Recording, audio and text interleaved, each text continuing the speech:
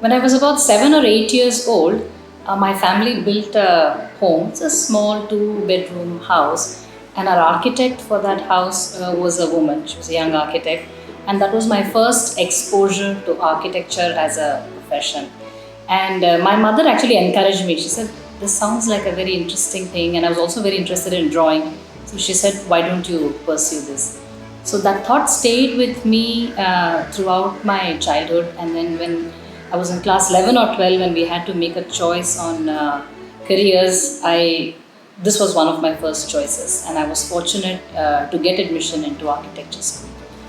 So what began as something that was interesting to me from childhood, I was able to pursue it professionally. And during my architecture course, I got introduced to urban design. We were doing a competition for NASA, and I began to understand what public space and what cities are all about. And that set me on the next path of my trajectory as an architect, where I wanted to focus on urban design and urban development. And so I pursued that as well. So I studied abroad for a couple of years. I did 2 masters and came back to India with the interest to pursue both architecture and urbanism to contribute to public spaces. I don't know if there's specifically with being a woman architect. I've been very fortunate that in the initial years that I was here, I was part of C.R. Narayan Rao, which is a very large firm, and got the opportunity to do big projects. And I noticed that whenever you're quite comfortable with what you're saying and you're competent in your job, people do respect you. So I wouldn't say that there were specific issues with gender, but I would say that working in public space was very challenging because that was not something that was commonly known or understood in early 2000s, and there were very few opportunities for me to be in that space. But of course now things are very different, and there's a lot more awareness and a lot more interest in working in this space.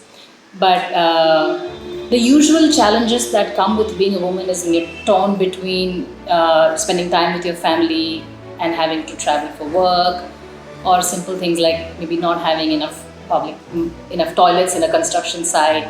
These are common things, but I would say these are not things that one can't surmount. I'd like to leave young women architects with 3 thoughts. One is it's really important to be confident, because if you present yourself confidently and if you know what you're talking about, people will always listen to you. I don't believe, and I have not faced a gender bias on account.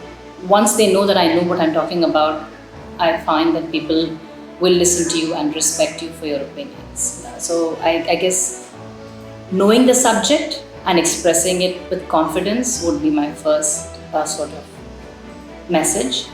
The second message is to pursue what gives you interest and what is your passion, because even in the short term, if it's not immediately giving you results, in the long term, if you stay in the game long enough, it's much more meaningful to do something that you really like. And within the profession, there are lots of opportunities and sort of niche things that one can do. So it's always nice to pursue what you find interesting. And the third thing is a bit more practical.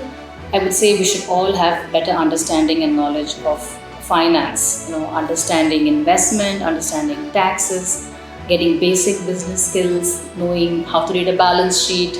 I think these are things we don't concentrate on because we get caught up in our work. But I think in the long term, it's really important to know and understand how to manage money. So I would leave that as a sort of third message for young architects.